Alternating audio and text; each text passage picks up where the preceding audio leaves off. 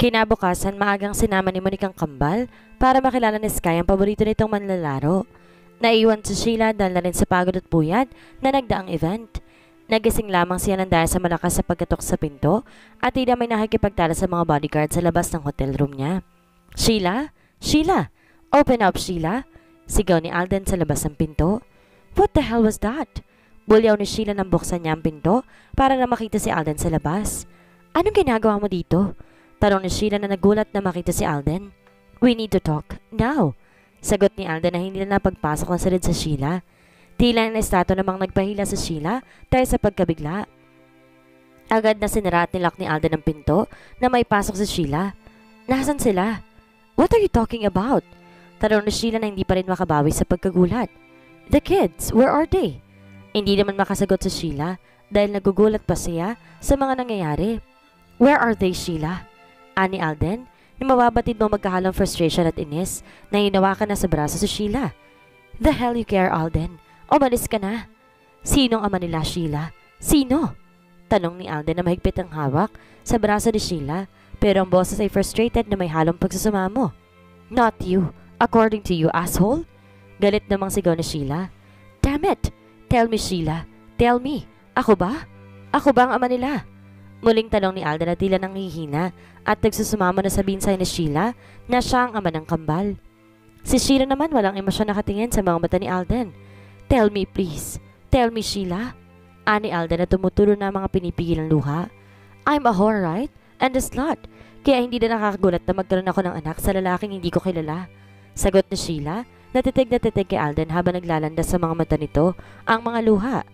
Ramdam na ramdam ni Alden ang hinanakit sa boses ni Sheila. Sa lahat na binibitawan nitong salita, ang mga masasakit na salitang iyon, ang binibitawang mga salita ni Alden noon.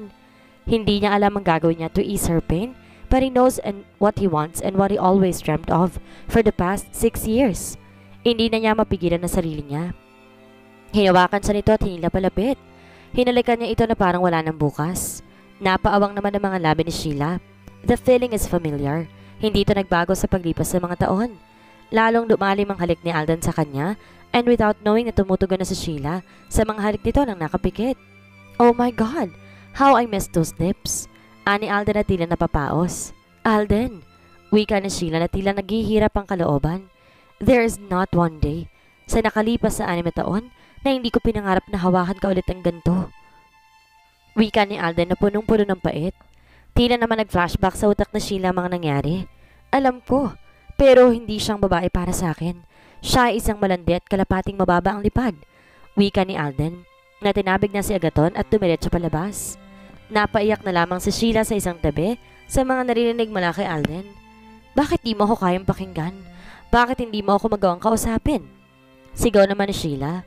Tumigil naman si Alden sa paglalakad ngunit hindi lumingon sa asawa. Mababago ba na ng katotohanan ng ex mo siya na tinago mo sa akin na matagal? Oh, silly me. You're present perhaps. Wika ni Alden mocking her saka dumiretso palabas. End of flashback. Liar! Malakas na sabi ni Sheila at naitulak niya si Alden sabay ang pagtulo na masaganang luha sa kanyang mga mata. Get out, Alden. Get the hell out of here and get the hell out of my life. Sigaw ni Sheila na pinagtatabuyan si Alden. Hindi ako aalis hanggat di ko nakikita ang mga anak ko.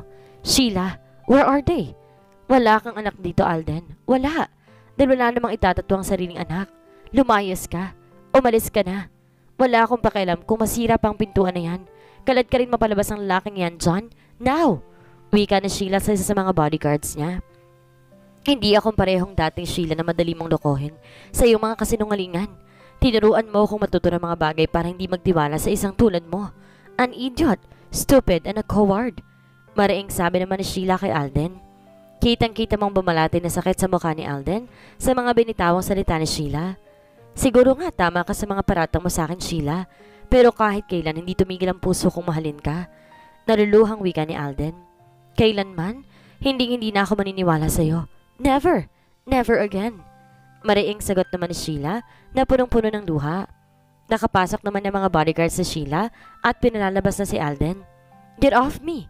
I'll be back, Sheila. I'll be back to see my kids. Sigaw pa nito.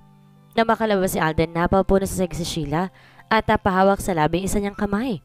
Alden, hindi mo ako gusto at ganun din ang mga anak mo. Bakit mo ba ginagawa sa akin to ngayon? Wika ni Sheila na patuloy sa pag-iyak. Habang nasa sakyan naman ni Alden, may kuyumang mga kamay niya sa magkahalong galit, frustration at pangolila kay Sheila. Tiffany Jewelries, Paris, France. Good afternoon, Monsieur. What can I do for you? Tanong ng isang sales lady. I want to see the best diamond you have for my future wife. Ani Agaton. Absolutely, Monsieur. Please wait for a moment. Ilang sandali lang bumalik ito dala ang diamante. Monsieur, I would like to see the love trap. Ani ng sales lady na ipinakita kay Agaton ang isang singsing na may magandang diamante sa gitna, ngunit tila may dalawang handcuffs sa gilid nito. It's beautiful. Wika ni Agaton na nakatitig sa singsing. Yes, Monsieur. This is one of a kind, and this is the only one that has been produced. I'll get it. Sagot ni Agaton na hindi maalis ang tingin sa singsing. Very well, sir. I'll have it wrapped for you. Would you like it in blue or red velvet box? Tanong pa ng sales lady. Red would be fine. Ani naman ni Agaton. Right away, Monsieur. It's $5 million. Ani ng sales lady. Here. At inabot ni Agaton ang kanyang card sa babae. Thank you, sir. You may have a seat. Drinks will be served. Tumango lang si Agaton at naupo sa isang couch. Habang ako po naghihintay, umiinom si Agaton ng wine, pero ang isip niya tila lumilipad. Magkakaroon tayo ng happy ending, Sheila. You will say I do in front of the kids. Bulong ni Agaton na desidido na sa gagawin. Napawi lang ang pag-iisip niya na lumapit ang sales lady. Monsieur, handa ng singsing. Thank you, and this is for you. Wika ni Agaton, sabayat naman $1,000 sa sales lady bilang tip. That's very generous of you, Monsieur.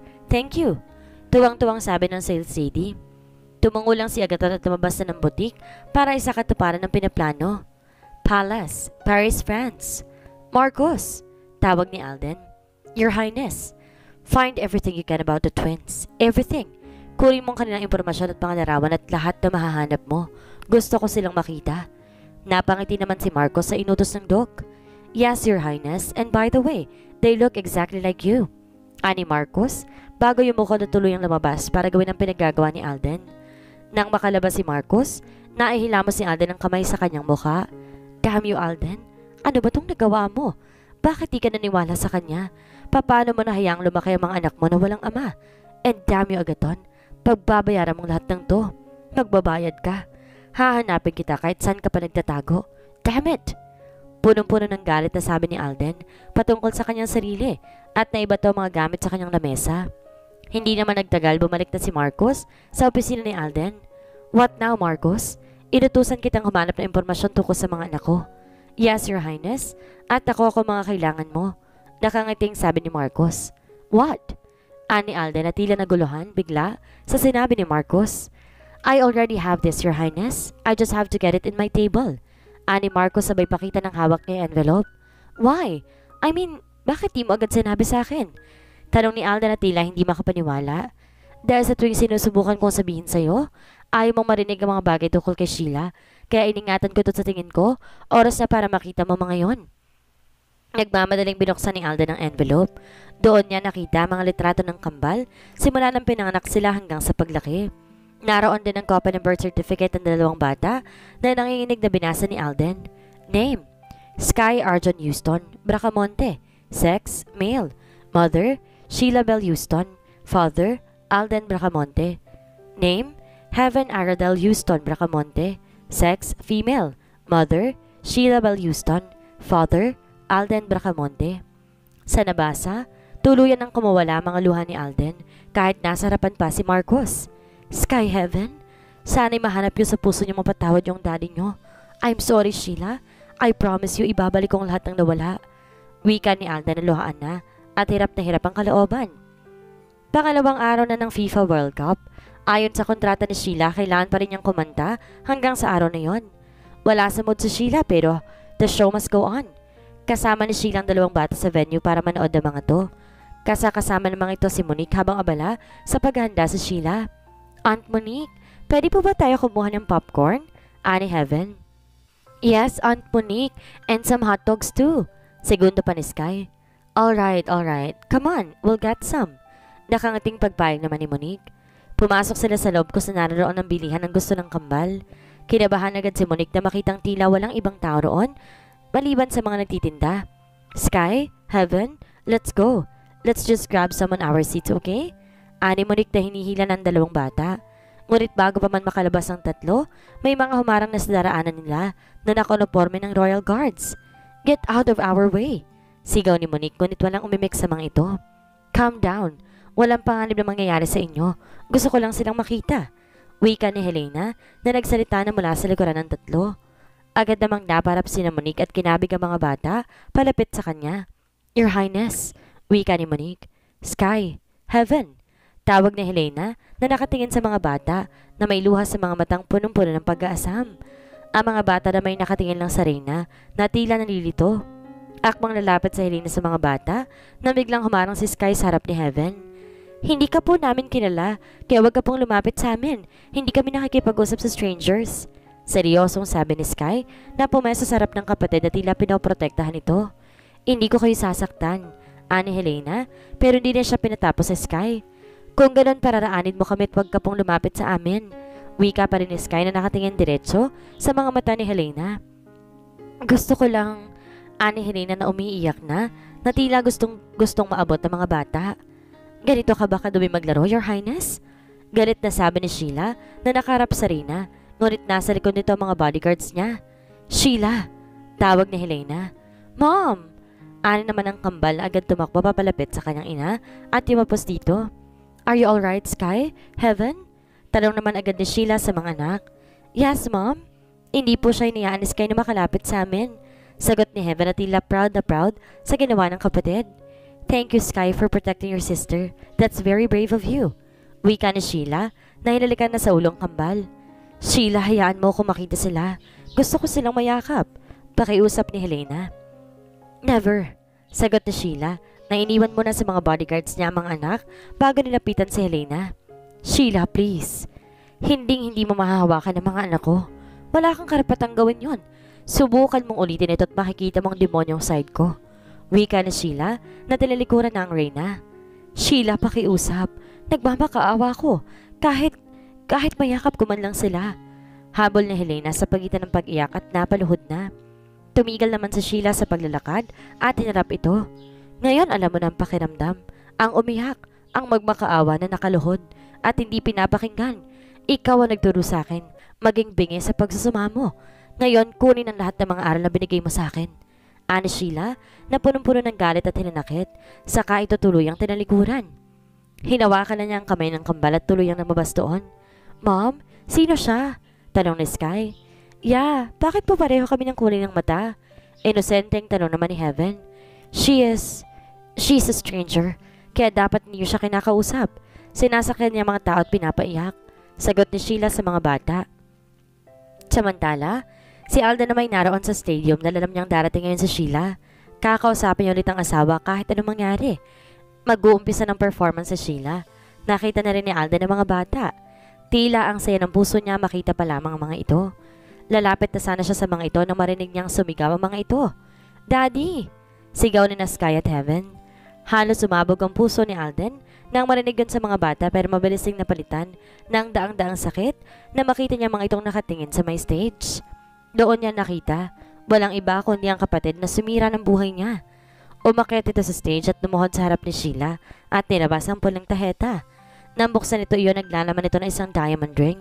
Si Sheila naman natigilan na makita si Agaton na umaakit ng stage. Agaton, anong ginagawa mo dito? Gulat namang tanong ni Sheila. Nandito ako para ito na yung ating kagaligayahan.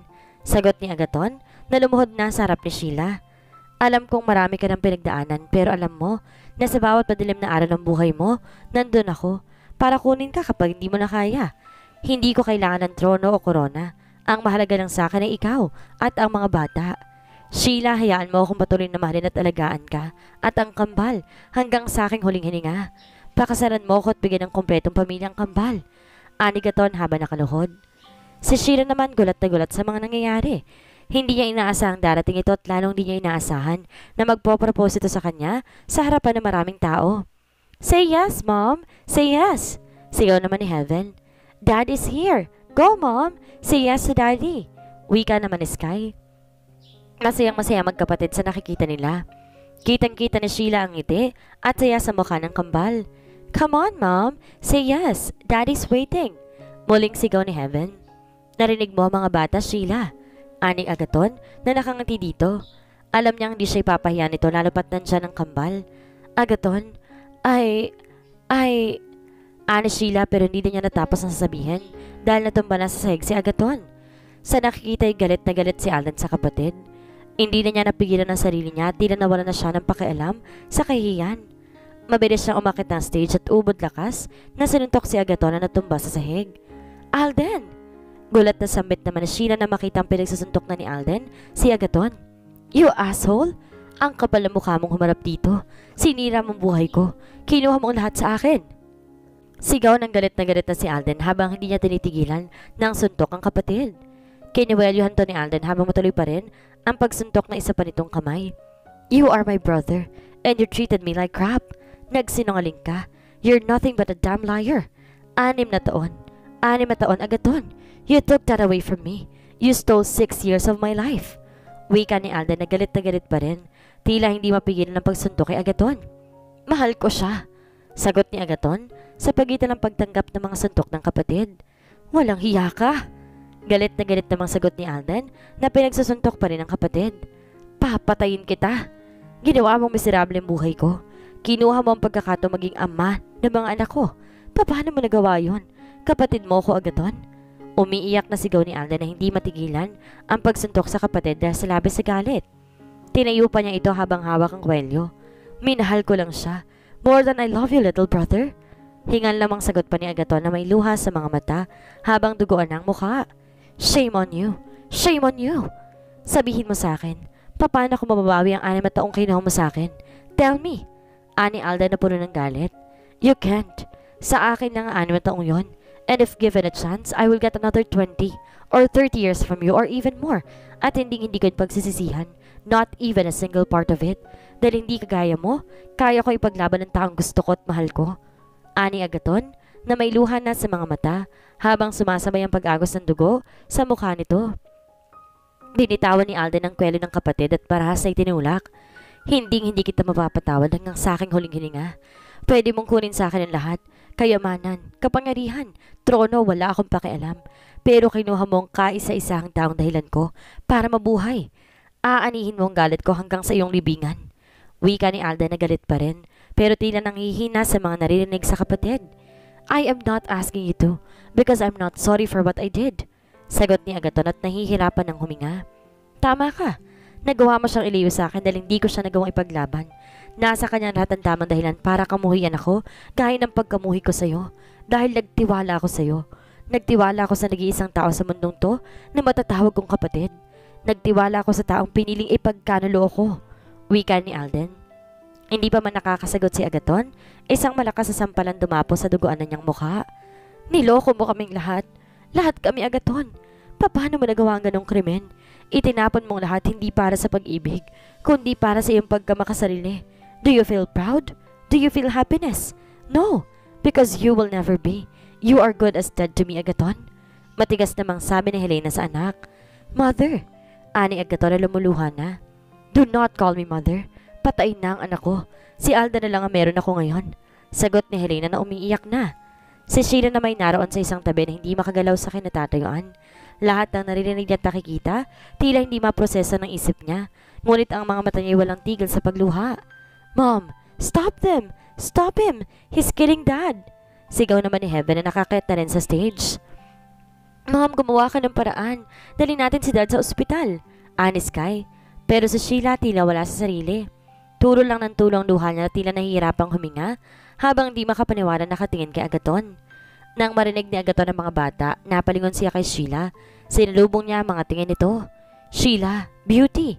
Sambit ni Agaton pero nakatingin lang sa kanya si Sheila.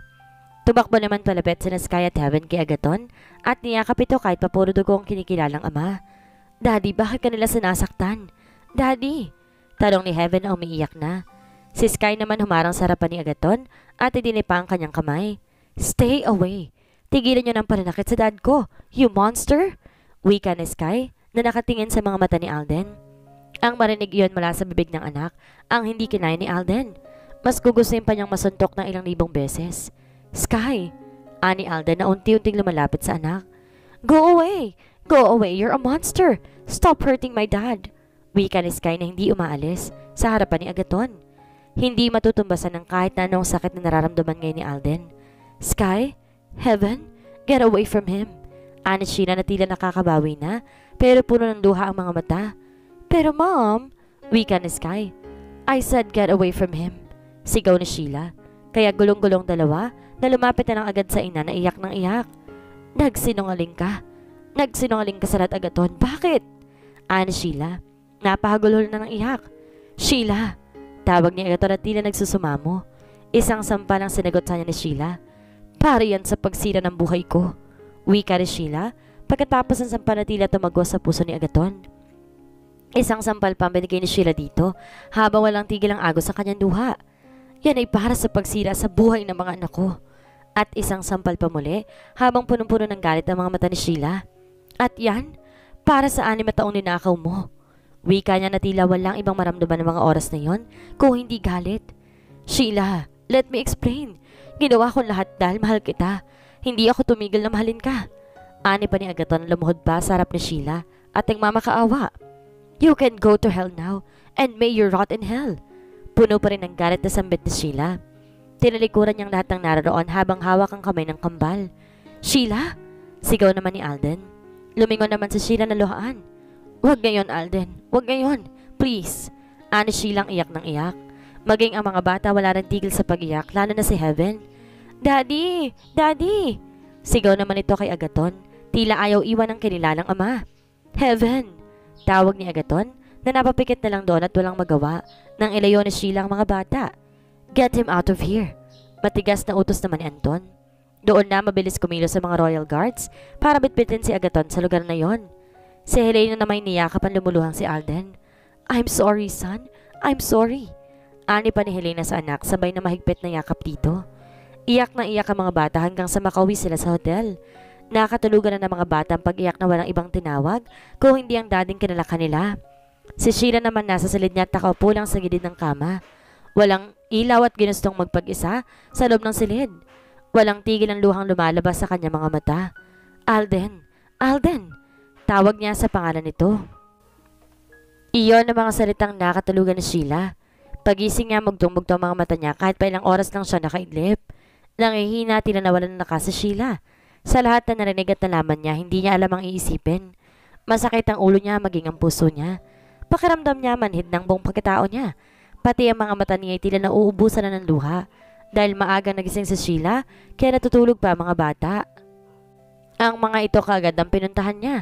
Sa hotel room isang silid lang inokupan na magkapatid. Pinagmamasan niya mga anak na parehong may natuyong luha sa mga mata. Sky, Heaven, patawarin niyo ako kung kailangan ninyong pagdaanan lahat ng to. I know Mom needs to be strong for you. But right now, hindi ko lamang dapat isipin at gawin. Please, bigyan niyo ng lakas si Mommy na kailangan ko. Bulong na Sheila sa mga natutulog ng mga anak, sabay ang pagturo na naman ng luha niya. Mommy, tawag ni Sky na nagising. Sky, maaga pa. Go back to sleep. Ani Sheila sabay pahid ng luha sa mga mata. Umiiyak ka ba, Mom? No, sweetie. Come on. Go back to bed. Bigla naman yumakap si Sky kay Sheila na naging dahilan para maglandas na naman ang luhang pinipigilan ni Sheila. I love you, Mom. Ani Sky na mahigpit ang yakap sa kanyang ina. Sapat na yon for Sheila to lose her composure. Niyakap na rin na mahigpit ang anak at doon umiyak sa balikat nito. You want to get something to eat, sweetie? Ani Sheila ang garal-gal ang boses. Tumango naman si Sky at hinila ng kamay ng ina palabas ng silid. Tumawag naman ng room service sa Sheila para makakain si Sky. Mom, bakit sinasaktan ng guy si Dad? Sweetie, nakagawa na masama si Agaton. Masamang dapat ay hindi niya ginawa. Sagot ni Sheila na tila nahihirapang sabihin ang totoo sa anak. Pero ang manakit ng pisikal hindi rin tama. Tama ka, Sky. Pero may mga bagay na hindi natin mapipigilan. Alright, pero nag-aalala po ako kay Daddy. Nasaktan siya. Sky, sweetie, paano kung di talaga siyang daddy nyo? Nahihirapang tanong ni Sheila sa anak na tila may nakabara sa kanyang lalamunan. Hindi mangyayari yon, Mom. He is Agaton Hunter Bracamonte and I am Sky Arjun Bracamonte. Sagot ni Sky na tuloy pa rin sa pagkain. Pero what if lang? Magagawa mo ba siyang patawarin? Matatanggap mo ba ang tunay mong daddy? Tanong pa rin ni Sheila. Mahal ko po si Dad at hindi na magbabago yon. Pero kung may iba akong daddy, siguro magagawa ko rin siyang mahalin. Basta po hindi niya kami lalayo sa'yo. Sagot ni Sky na tila nag-isip pa. Let me tell you a secret, Sky. Pero kailangan mong ipangako kay mommy na susubukan mong intindihin kahit anong mangyari, okay? Alright, mommy. Si Agaton. Meron siyang kapatid. His name is Alden Bracamonte. May asawa siya. Pero may ginawa si Daddy Agaton mo para lumayo siya. May sinabi si Daddy Agaton na hindi dapat.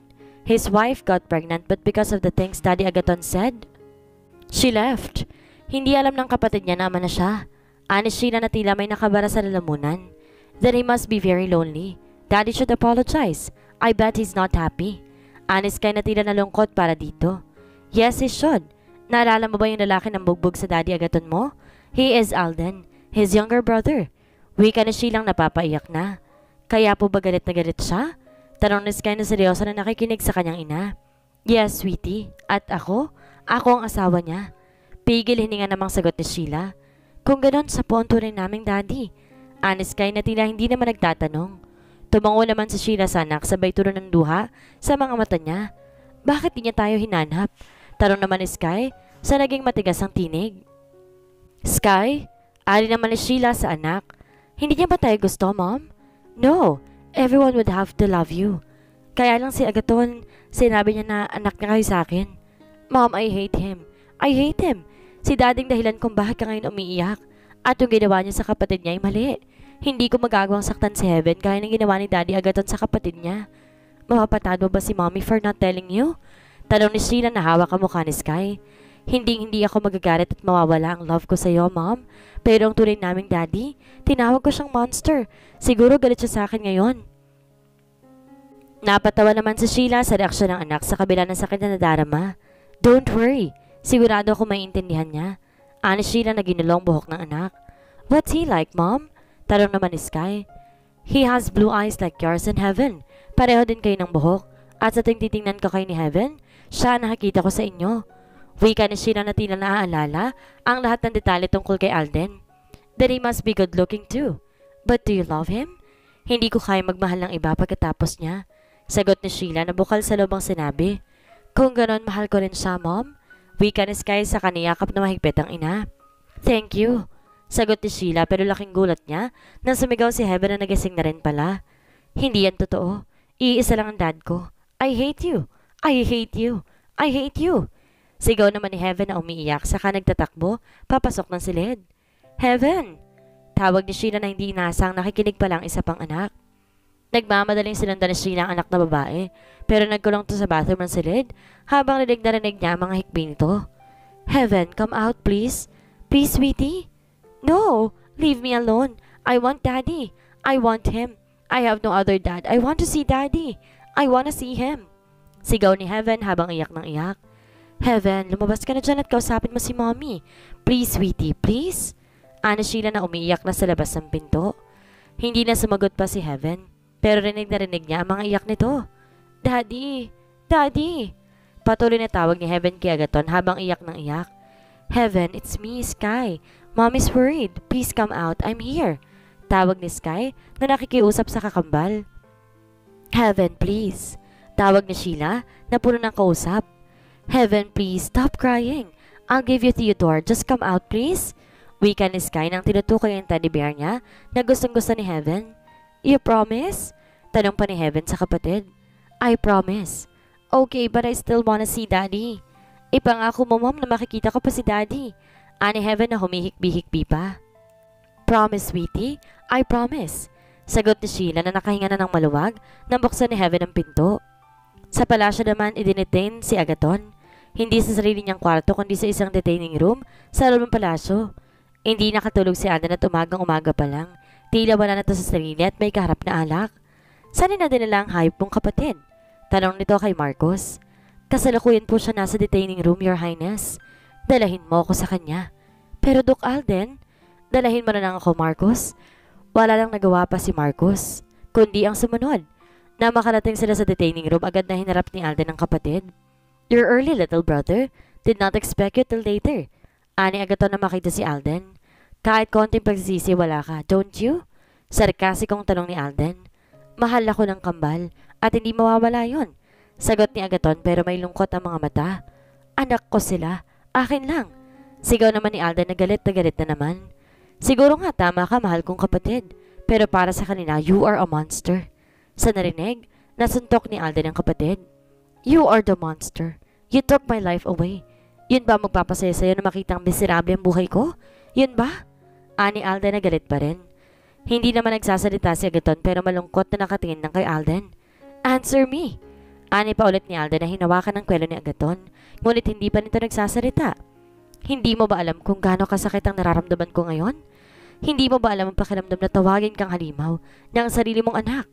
Alam mo ba kung gaano kasakit ang marinig sa mga anak ko na tinatawag ang ibang daddy nila? No, dahil wala kang alam. Sigaw ni Alden, na hirap ang kalooban. I love her still, Alden. Sagot ni Agaton na puno ng lungkot. Ano bang nagawa ko sa iyo, Agaton, para kagalitan mo ko ng ganito? Kapatid mo ko, bakit? Hindi ako galit sa iyo, Alden. Mahal kita. Marami ako nakilalang babae pero na makita at makilala ko siya, nagbagong lahat. I fell in love and I fell deep. Pero wala akong pinagsisiyan sa mga nagawa ko. Alam mo ba kung bakit? Nagkaroon ako ng pagkakataon makasama siya at naranasan ko na maging ama. And that's one thing no millions can buy for me. Wika ni Agaton at napaiyak na. At ninakaw mo ang pagkakataon na yun sa akin. Dapat bumuo ka ng sarili mo pamilya at hindi ka ng agaw ng iba. Madiing wika ni Alden pero hindi na sumagot si Agaton at malungkot na lang natinignan ng kapatid. Galit na lumabas sa training room si Alden. Si Agaton na may napatingala na lang sa pagpigil ng luha na gustong-gustong kumuwala sa kanyang mga mata. Sorry Alden, but I can't do that. Aan naman ni Agaton na tumulo pa rin ang luha sa kabila ng pagpipigil niya. Ano na ang mangyayari ngayon kay Agaton? Ngayon na bulgar ang lahat ng mga maling nagawa niya. Mapatawad pa kaya si Sheila at ng pamilya niya? Ano ang gagawin ni Sheila ngayong maging siya at Alden ay naging biktima ng kasinungalingan ni Agaton? Magkaayos na kaya mag-asawa? Yan ang ating aalamin sa susunod nating kabanata.